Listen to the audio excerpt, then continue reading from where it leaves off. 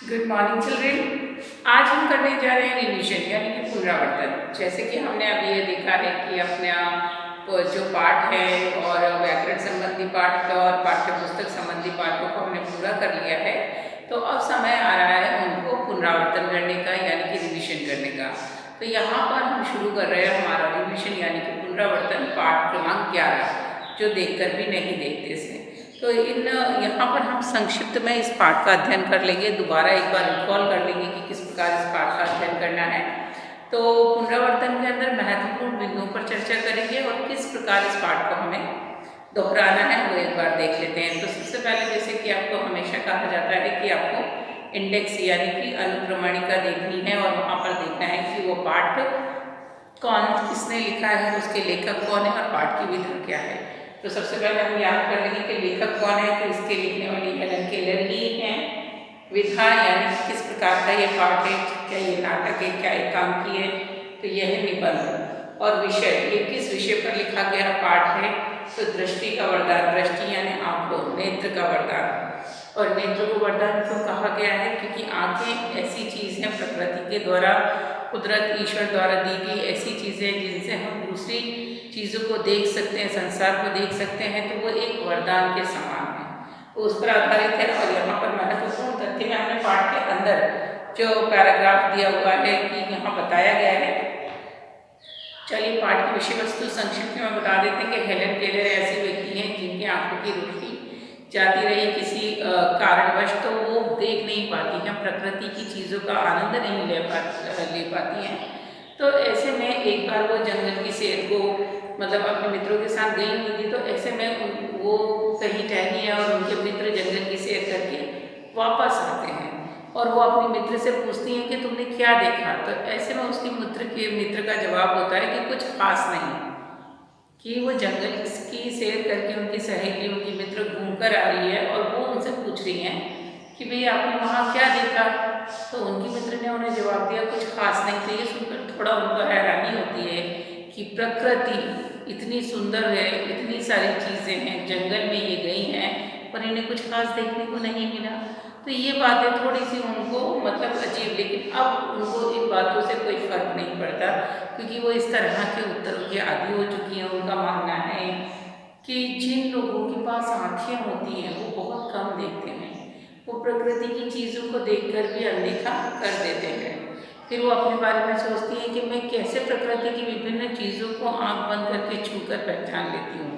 तो वो किन किन चीज़ों को छूकर पहचानती हैं, उनमें से कुछ चीज़ें जैसे भोजपत्र की चिकनी छाल। भोजपत्र क्या है, पेड़ के जो बार्क होती है, ऊपर की छील, जिसको आप बोलते हैं ट्रंक के ऊपर का जो सूखा हुआ हिस्सा होगा, भोजपत्र की वो जो ऊपर की सरफेस कैसी होती है, चिकनी।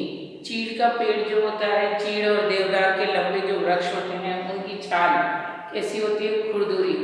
फूलों की मखमली सतह, फूल जब की पंखुड़ियाँ आप छूते हो तो कैसी लगती हैं, वेलवेट। और मोती कैसी है बनावट उनकी, घुमावदार। घास के मैदान, उनको जब वो पैर रखती हैं घास, तो वो उन्हें महंगे कालीन से भी ज़्यादा अच्छे लगते हैं। तो ये सारी चीज़ों को कैसे महसूस कर रही हैं, छूकर। भोजपत्र चीड़ के पेड़ों की छाल को कैसे महसूस कर रही है, छूकर। उसी प्रकार वो फूलों की मखमली सतह को छूकर महसूस कर रही है। फिर वो पक्षियों की आवाज़ को सुन रही है, सुन के महसूस कर रही है। झरनों के पानी में अपना हाथ देकर उसके पानी की ठंडक, उसकी कलकल को महसूस कर रही हैं। तो इस प्रकार वो बिना देखे ही कई सारी प्रकृति की चीज़ों का आनंद लेती हैं और उन्हें लगता है कि जिनके पास आंखें हैं उनके पास एक वरदान है, नियामत है। तो इस प्रकार से उन्होंने ये पाठ लिखा है। अब इस पाठ के अंत में आप देखोगे तो यहाँ पर एक बॉक्स दिया गया है जो लेखिका के बारे में दिया गया है, वो आप ज़रूर पढ़ लीजिएगा।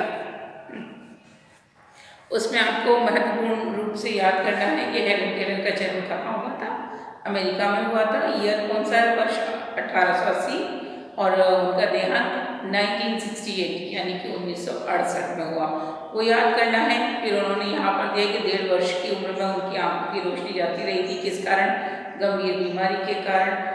उन्होंने सभी भाषाओं में अपनी किताबों में अनुवाद किए गए हैं, उनकी लिखी गई किताबों का। उनकी आत्मकथा का नाम यहाँ पर मेंशन दिखाया गया है, वो है स्टोरी ऑफ लाइफ, जो कि आपको याद करना है। तो इस प्रकार ये पाठ संबंधी महत्वपूर्ण बातें हैं। अब है व्याकरण की बात पे आते हैं। तो व्याकरण में यहाँ पेज क्रमांक 83 पर यहाँ आप देख सकते हो भाववाचक संज्ञाओं की बात की गई है। तो भाववाचक संज्ञाएं क्या होती हैं? ऐसी संज्ञाएं जो किसी भाव को दर्शाती हैं। तो यहाँ कुछ भाववाचक संज्ञाओं के उदाहरण दिए गए हैं, जैसे मिठास किससे बनी, किस शब्द से बनती है मिठास? मीठा, है ना। यानी कि उन्होंने बताया है कि कुछ संज्ञा शब्द संज्ञा और कुछ क्रिया से बने हैं। तो ठीक है, तो मिठास, भूख किससे बनी है? भूखा। तो यहाँ पर आपको पहचानना है कि कौन सी ये भाववाचक संज्ञाएं हैं वो संज्ञा से बनी है और कौन सी क्रिया यानी काम वाले शब्दों से बनी है। जैसे शांति, शांत से बनी शांति। भोलापन, भोला से भोलापन। बूढ़ा से बुढ़ापा। घबराना से घबराहट। तो हम ये कह सकते हैं कि घबराना शब्द क्रिया शब्द है और उससे बनी है घबराहट। तो हमें क्रिया वाला शब्द क्या मिला? घबराहट। बहाव, बहाव किससे बना है? बहना। तो बहना क्रिया शब्द है, तो ये आपको मिल गया क्रिया शब्द वाली क्रिया से बनने वाली भाववाचक संज्ञा कौन सी हुई? घबराहट और बहाव। फिर है फुर्ती। तो फुर्तीले से क्या बना? फुर्ती। तो ये संज्ञा से बनने वाला है। ताज़ा से ताजगी, ये भी क्रिया का नहीं है। क्रोधी से क्रोध, ये भी संज्ञा का शब्द नहीं है। मजदूर से मजदूरी, ये भी संज्ञा का नहीं है। एहसास, ये भी भाववाचक संज्ञा है। तो यहाँ पर आपका है घबराहट, बहाव, ये आपकी क्रिया से बनने वाले शब्द है। ऐसे आपको पहचानने के लिए आएंगे। एंड लास्ट में आपको दिया गया है रेखांकित शब्द से मिलते जुलते हैं, उनके अर्थ भिन्न है, जैसे अवधि और अवधि। तो यहाँ पर इन शब्दों को हमने कहा था आपको कि समश्रुत भिन्नार्थक शब्द कहा जाता है।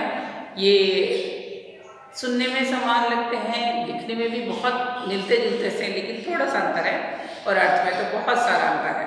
तो इन्हें समश्रुत भिन्नार्थक कहते हैं और इनके अर्थ पर हमने आपको अभ्यास कराया है। कॉल कीजिएगा, देखिएगा, कॉपी में लिखकर याद कीजिएगा। अवधि, अवधि एक भाषा है और एक समय है। मैं और मैं, एक होता है मैं अंदर और एक होता है मैं माइसेल्फ। एक है मेल यानी मिलना और एक होता है मैल गंदगी। और यानी दिशा और यानी अथवा एवं। दिन यानी दिवस, डे और दीन यानी गरीब। सिल यानी पत्थर, शील यानी गुण, शांति का भाव। तो इस प्रकार इन शब्दों के अर्थ याद कीजिएगा ताकि इनके अभ्यास पूछे जाए तो आप कर सको। याद कर लीजिए लेखक कौन है, क्या बताया गया है, कौन से महत्वपूर्ण तथ्य हैं और व्याकरण में 2 ही अभ्यास करने हैं। तो दोहराइए इन्हें, पुरानी वीडियो को देख लीजिए, असाइनमेंट कर लीजिए और फिर भी कोई दुविधा रहे तो हमसे पूछिए इन लाइव क्लास। हम मिलेंगे आपसे अगले मॉड्यूल में, तब तक के लिए टेक केयर, बाय।